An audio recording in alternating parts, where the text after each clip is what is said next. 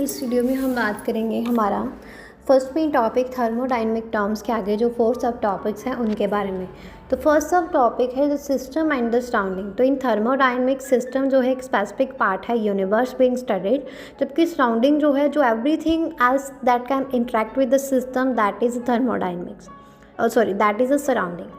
So system और surrounding साथ में मिलकर यूनिवर्स बनाते हैं और एक बाउंड्री जो है वो सिस्टम और सराउंडिंग को सेपरेट करती है। तो सिस्टम क्या है? सिस्टम एक एरिया है, स्पेस में एक एरिया है, या फिर बोल सकते हैं एक क्वांटिटी है मैटर की दैट इज़ बीइंग स्टडीड, और it can be defined by the observer and the different system can be chosen for the same situation.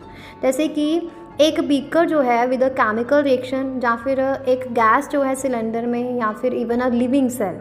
Surrounding क्या होती है? Surrounding everything outside the system that can interact with it, that is surrounding. और इसमें environment आता है और भी systems आ जाते हैं, कोई भी जो है anything that can exchange energy और matter with the system.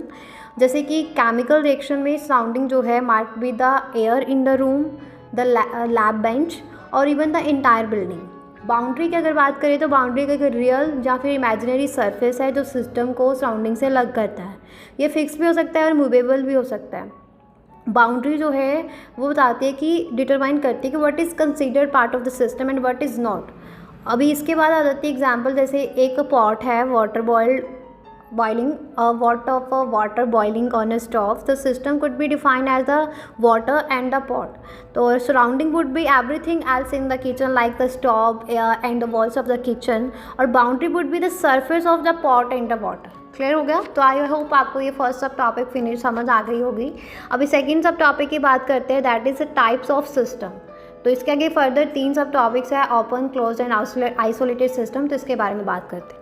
So thermodynamics में जो है सिस्टम जो है 3 तरह के होते हैं। उनकी एबिलिटी जो है एक्सचेंज करने की मैटर और एनर्जी सराउंडिंग के साथ, उसके बेस के ऊपर basis open, close and isolated. Open system जो है ये जो है मैटर और एनर्जी दोनों को जो है एक्सचेंज कर सकता है विद इट्स सराउंडिंग। जैसे एक पॉट है, पॉट ऑफ बॉइलिंग वाटर जो है ऑन अ स्टोव, ये एग्जाम्पल है ओपन सिस्टम की, क्योंकि ये जो है लॉस करता है पानी का, मतलब मैटर का, और हीट का भी, एनर्जी का इन द एयर।